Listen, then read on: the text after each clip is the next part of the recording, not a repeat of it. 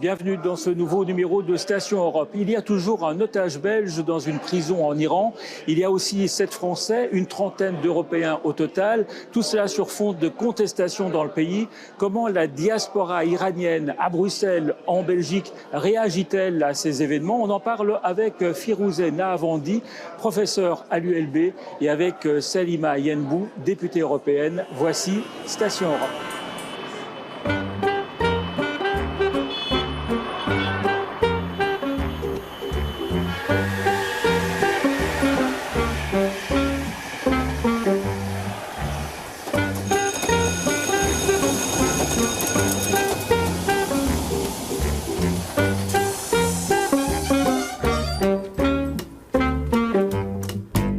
On se retrouve sur le plateau du Parlement européen à Bruxelles. Et tout d'abord, je vous présente Firouzeh Nahavandi. Merci d'être avec nous. Vous êtes sociologue, professeur à l'ULB, une des meilleures spécialistes de l'Iran. Et vous êtes iranienne vous-même. Vous avez fait vos études secondaires en Iran. Vous les avez poursuivies ici en Belgique, à Bruxelles. Et justement, la diaspora iranienne en Belgique, elle ressemble à quoi ? Oh, elle ne peut pas être classée dans une case particulière parce qu'elle est très diversifiée tout d'abord et puis elle est caractérisée par les éléments qui l'ont amenée à différentes époques à s'installer en Belgique. Donc on a les plus anciens qui sont souvent des personnes qui ont été dans le négoce, qui sont maintenant retraités, mais en tout cas qui habitent ici. Ensuite, il y a les quelques-uns qui ont fui l'Iran après la révolution de 1979, qui font partie plutôt de l'élite bien éduquée, enfin, qui a fait l'université, etc.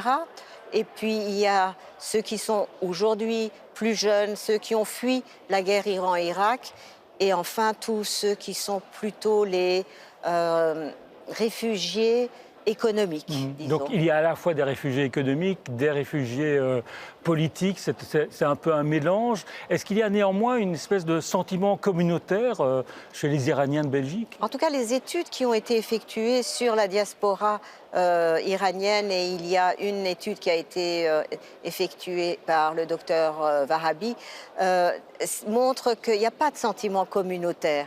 Il y a aujourd'hui surtout, parce après septembre et les premiers soulèvements après la mort de Mahsa Amini, il y a un sentiment d'appartenance à un même camp d'opposition au régime actuel, mais un sentiment communautaire, pas vraiment. Les Iraniens ont toujours été très individualistes. Ils ne se sont jamais installés, en tout cas à Bruxelles, dans les mêmes quartiers, même s'ils fréquentent parfois les mêmes restaurants ou les mêmes lieux. Mais cela ne ressemble pas aux autres diasporas, disons. Et depuis la répression en septembre dernier, est-ce qu'il y a un afflux de réfugiés, de demandeurs d'asile en Belgique, en Europe, ou est-ce que c'est trop tôt pour le dire? Je pense que c'est trop tôt pour le dire. Intuitivement, je dirais qu'effectivement, il doit y avoir des personnes qui fuient l'Iran pour des raisons de sécurité et des raisons politiques en particulier. Mais ce qui est intéressant, que ce soit pour la France ou que ce soit pour la Belgique en particulier, il n'y a pas vraiment de chiffres très précis, parce que les Iraniens qui sont ici, à partir du moment où ils basculent dans la naturalisation, qu'ils deviennent français ou belges, ils sont plus comptés dans la diaspora. Et après, il y a tous ceux qui sont clandestins également. Donc, mais intuitivement, on peut dire qu'il y a quand même une montée des demandes.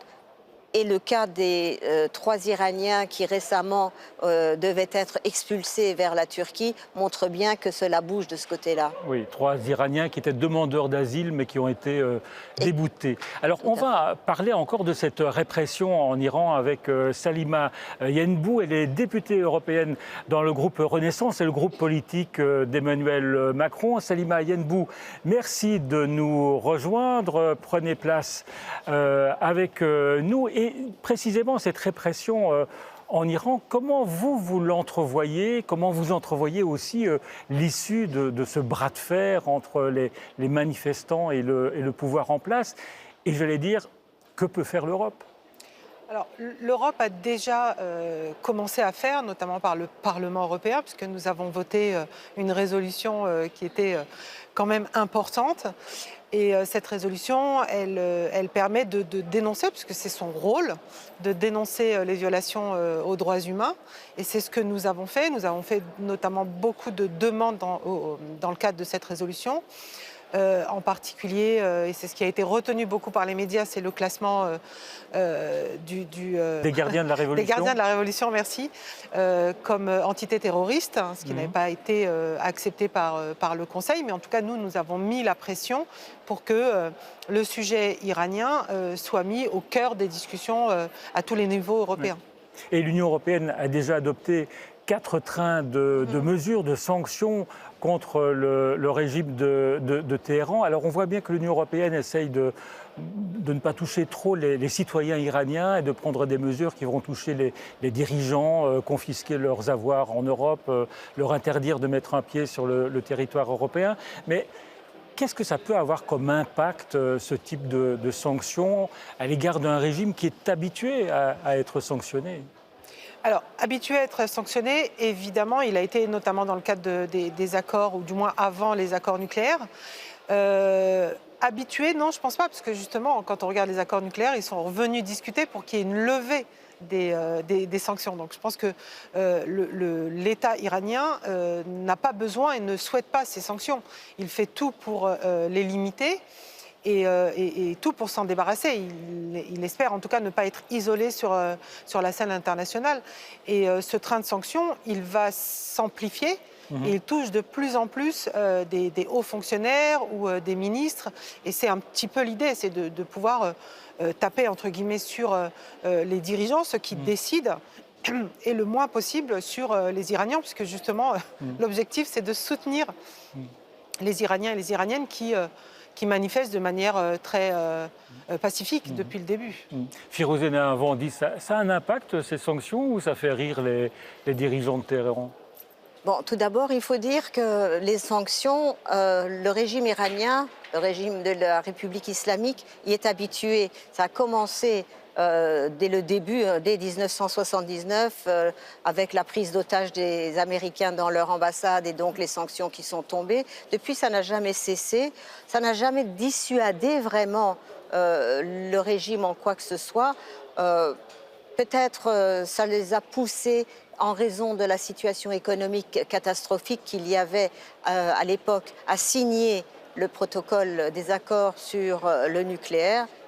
Qui s'est arrêté d'ailleurs avec la décision de Trump, mais ça touche en grande partie la population iranienne qui, d'un point de vue du travail et du quotidien, vit de plus en plus mal et qui est de plus en plus pauvre également, mais ces sanctions ne touchent pas les notables du régime, que ce soit les ministres ou tout le noyau dur, dans la mesure où ceux-là sont vraiment habitués d'abord à vivre dans la corruption, qu'ils ont placé tous leurs avoirs dans les banques étrangères et dans les pays étrangers, et que finalement, ça ne les affecte pas trop. Mais donc geler les avoirs de ces dirigeants en Europe, ça a un impact. Voilà, moi je pense que c'est une bonne décision de classer certaines personnes dans une liste noire et de classer également le corps des gardiens de la Révolution dans un groupe terroriste, parce qu'à partir de là, on touche à leurs avoirs, on les empêche, et je pense qu'ils sont beaucoup plus affectés par l'argent et leur fortune que par le sort des Iraniens. Oui. Et les gardiens de la Révolution, pour faire bref, c'est le bras armé de Téhéran. Hein. C'est le bras armé de Téhéran qui a été constitué dès 1979 par Khomeini, donc le premier guide de la Révolution, parce qu'il n'avait pas confiance dans l'armée iranienne pour le protéger. Et ce bras armé, qui était supposé intervenir donc pour la défense du pays ou de Khomeini, est devenu petit à petit un cartel économique qui dirige l'économie iranienne est de plus en plus puissant. Alors, on va regarder une petite image, une scène qui a été tournée ici au Parlement européen. C'est une députée européenne suédoise qui a un geste très très fort pour manifester son soutien avec les manifestantes en Iran. On regarde. Nous, les peuples et les citoyens de l'UE, exigeons l'arrêt inconditionnel et immédiat de toutes les violences contre les femmes et les hommes en Iran. Tant que l'Iran ne sera pas libre, notre fureur sera plus grande que celle des oppresseurs.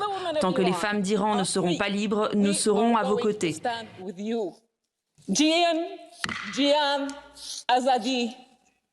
Femmes, vie, liberté.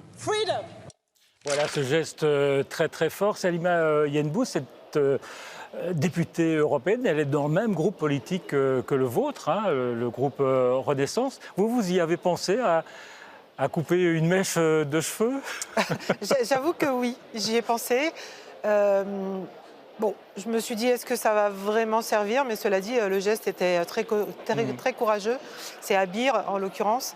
Et nous l'avons en tout cas félicité d'être allé jusqu'au bout.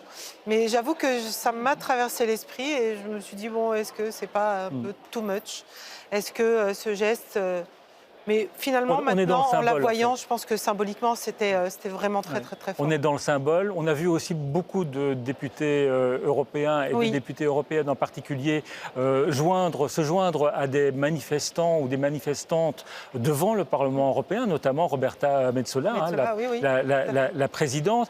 Mais au-delà de ce symbole, vous le disiez, vous avez voulu adopter ici au Parlement européen une résolution très forte demandant de mettre les gardiens de la Révolution sur la liste des organisations terroristes, comme les Américains l'ont fait. Est-ce que ce n'est pas dangereux, malgré tout, d'inscrire ces gardiens de la Révolution sur une telle liste, parce que vous allez couper tous les ponts avec Téhéran? Alors, il faut différencier ce qui peut être fait dans le cadre de l'accord nucléaire. Ce travail-là appartient à ceux qui y sont. Nous sommes le Parlement. Nous devons, c'est notre devoir, c'est notre travail, sinon à quoi servirait la commission droits humains? Donc c'est notre travail de dénoncer, d'informer aussi à travers cette résolution ce qu'il s'y passe, au-delà des images, et d'espérer de mettre la pression sur le Conseil. Et c'était un peu l'idée, c'était mettre la pression sur le Conseil pour classer les gardiens de la Révolution comme entités terroristes. Oui, là maintenant, vous attendez en fait que les chefs d'État et du gouvernement des 27 reconnaissent qu'effectivement, il faut placer ces gardiens de la Révolution sur une liste d'organisations terroristes. Mais on voit qu'il y a beaucoup de réticence, beaucoup de résistance. Est-ce que vous faites partie du groupe d'Emmanuel Macron? Emmanuel Macron, il soutiendrait cette initiative? Alors, Emmanuel Macron ne m'envoie pas des SMS tous les matins pour me dire ce que je dois voter ou pas au Parlement européen. On est vraiment libre et cette liberté nous permet aujourd'hui, dans notre groupe, d'avoir porté cette résolution et d'avoir fait toutes les demandes que nous, parlementaires, donc représentants des citoyens, parce que c'est aussi une demande des citoyens européens qui sont effarés par les images qu'ils voient, de légitimer la révolte des Iraniens et des Iraniennes. Et c'est ce que fait cette résolution. Elle permet de légitimer et leur dire oui, il est normal, il est légitime que vous vous battiez pour toutes les formes de liberté. Et donc, les otages, le fait que la France a 7 otages, la Belgique en a un, ça vous a pas conduit à vous dire tiens, il faut être prudent Non, sincèrement, on n'a pas réfléchi comme ça. Pour nous, c'était une obligation Je suis sûre que vous m'auriez invité ici pour me dire pourquoi vous ne l'avez pas fait. Donc là, vous me demandez pourquoi vous l'avez fait. On l'a fait parce que c'est notre devoir. C'est à nous de faire ça. Et chacun a son agenda. Donc si on commence à tous faire attention en fonction de l'agenda de l'autre, on ne fait plus rien. Chacun a sa place et fait ce qu'il doit faire. Firouzeh Nahavandi, ce n'est pas un jeu dangereux de mettre les gardiens de la Révolution sur la liste des organisations terroristes quand il y a des otages? Ça risque de braquer quand même le régime de Téhéran un petit peu.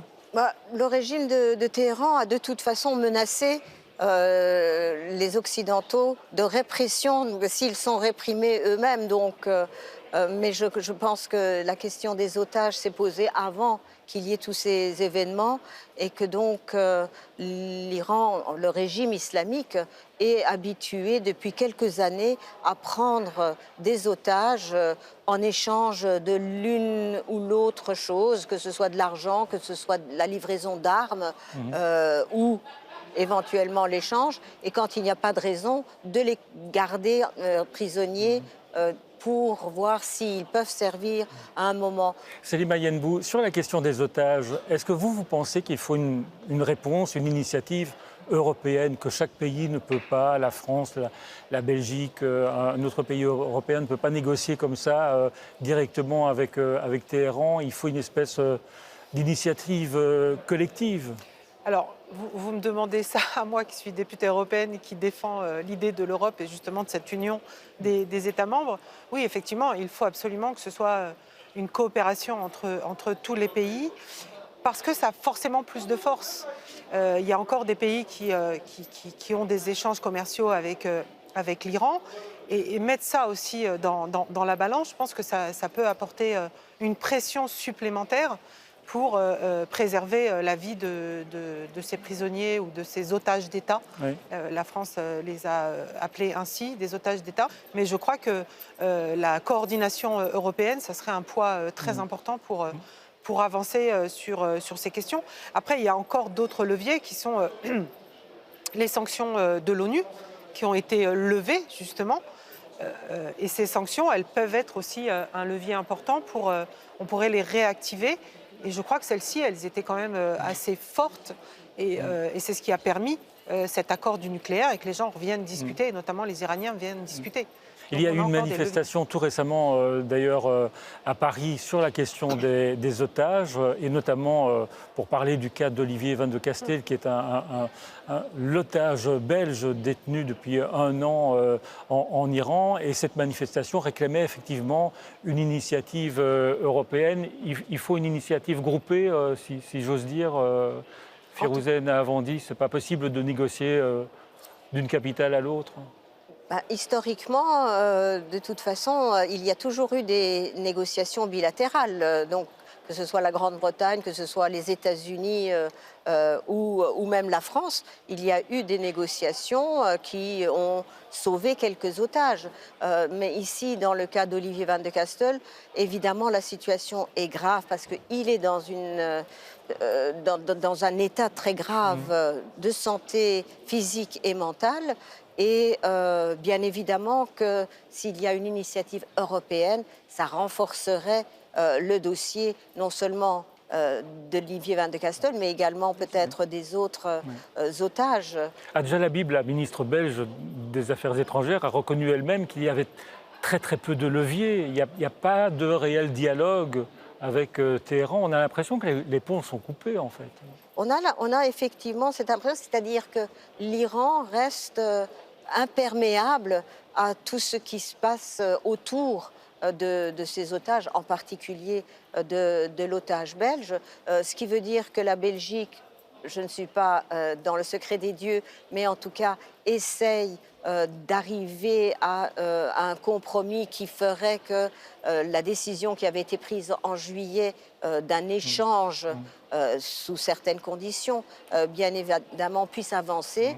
Donc Téhéran voudrait échanger l'otage belge contre un diplomate iranien qui a été condamné pour avoir voulu perpétrer un attentat à Paris contre un mouvement de résistance. Tout à fait. Bref, c'est un terroriste, si on peut utiliser ce mot-là. C'est un terroriste dont l'acte n'a pas été réellement, je ne veux pas l'excuser, mais heureusement que l'attentat a été déjoué. Mais donc les leviers restent le regroupement, la consolidation avec les autres otages et puis la pression de l'opinion publique. Ça joue énormément. Comment ça va finir ce bras de fer entre le pouvoir à Téhéran et les manifestants? On ne voit pas très bien quelle est l'issue possible, Firouzeh. Malheureusement, je n'ai pas de boule de cristal pour vous le dire, mais je pense que de toute façon, ce régime est destiné à tomber. Le tout est de savoir quand il va tomber. Mais autant ce régime est décidé à arrêter les manifestations sous toutes ses formes, parce que ce qu'il ne faut pas négliger, c'est la cruauté de ce régime qui, sans aucun état d'âme, tue, arrête, prend en otage et j'en passe. Mais cette détermination équivaut à la détermination des Iraniens eux-mêmes à l'intérieur et à l'extérieur pour faire tomber le régime d'une manière ou de l'autre. Le problème de l'opposition, c'est qu'elle n'a pas de leader. Alors, je pense que c'est un problème, et c'est un problème de tous les mouvements révolutionnaires du XXIe siècle, à savoir qu'au contraire de ceux du XXe siècle, ils n'ont pas de leader, il n'y a pas d'idéologie. Alors, les Iraniens qui manifestent disent non, justement, nous ne voulons pas de leader. Mais ce n'est pas très réaliste. Et donc, évidemment, avec le régime actuel, quiconque se montrerait comme un leader en Iran serait tout de suite éliminé. Et à l'extérieur, il n'y a pas d'entente sur quelqu'un qui pourrait Il y a le fils du Shah qui se propose plus ou moins comme médiateur. Ça, c'est une idée à évacuer ou... Mais je pense qu'il fait partie. Il a longtemps été silencieux, mais depuis septembre, il participe de plus en plus dans les débats. Et d'ailleurs, depuis quelques jours ou quelques semaines, il est encore plus actif. Il y a un groupe qui s'est constitué, et là, ça fait l'objet de beaucoup de polémiques, que ce soit à l'intérieur ou à l'extérieur, un groupe qui s'est constitué en demandant que les Iraniens se positionnent et donnent procuration aux princes héritiers pour les représenter. Et ça a un côté peut-être fédérateur pour certains, mais en même temps, ça a provoqué une rupture entre les Iraniens parce que cela veut dire se positionner pour l'un ou l'autre. Salima Yenbou, est-ce qu'on parvient à se mobiliser ici au Parlement européen pour des dossiers comme celui de l'Iran quand il y a l'actualité en Ukraine? Est-ce que c'est possible ou est-ce que l'Ukraine éclipse tous les autres dossiers? Non, il y a heureusement encore beaucoup de dossiers, même si dans la résolution on parle un petit peu aussi de l'Ukraine et de la Russie. Mais oui, l'Iran, c'est vraiment un dossier qui mobilise. De toute façon, il suffit de regarder toutes les résolutions. On ne fait pas tous les mois que des résolutions sur l'Ukraine. On en fait aussi encore beaucoup sur d'autres pays. Donc et puis, les députés européens, on est plutôt partagés chacun sur des zones géographiques. Donc on garde un œil et on essaie de pousser un petit peu des résolutions de ce type-là. Mais quand vous voyez ces manifestantes en Iran, vous êtes épatée? Ah oui, moi je suis toujours épatée par le courage, surtout le courage. Ce qui est incroyable en Iran, c'est que on est sur un pays où on sait que la répression va être forte, et de voir ces jeunes femmes, parce que ce sont elles qui sont sorties les premières, ces jeunes femmes venir brandir leur foulard, se couper les cheveux, dire on a envie de liberté, c'est incroyable. Il y a des scènes aussi dans des universités où elles mettent à la porte le professeur. Enfin, c'est d'un courage incroyable. Je ne sais même pas si nous, en Europe, on aurait encore ce courage-là. Et c'est admirable. Et ce qui est étonnant quand même et remarquable, c'est que les femmes ont été rejointes par des hommes. Par des hommes ensuite, oui. Et ça, c'est chouette. C'est que ça permet de dire que ce n'est pas seulement un combat de femmes, c'est aussi un combat de la société iranienne qui aspire à plus de liberté, contrairement à ce qu'on voit en Afghanistan. Les femmes ont demandé plus de liberté. Elles n'ont pas été rejointes par les hommes. Au contraire, ils ont saisi l'occasion pour les remettre à la maison sous une burqa. Donc, c'est admirable et ça donne beaucoup d'espoir sur cette jeunesse hommes et femmes qui finalement aspirent à la même chose. Et moi, je suis admirative. Firouzeh Nahavandi, c'est une révolution? Ce n'est pas encore une révolution dans la définition classique du terme. On n'a pas de renversement de régime, on n'a pas un renversement d'élite. mais nous sommes dans un processus révolutionnaire qui peut durer 1 mois, 2 mois, peut-être plus.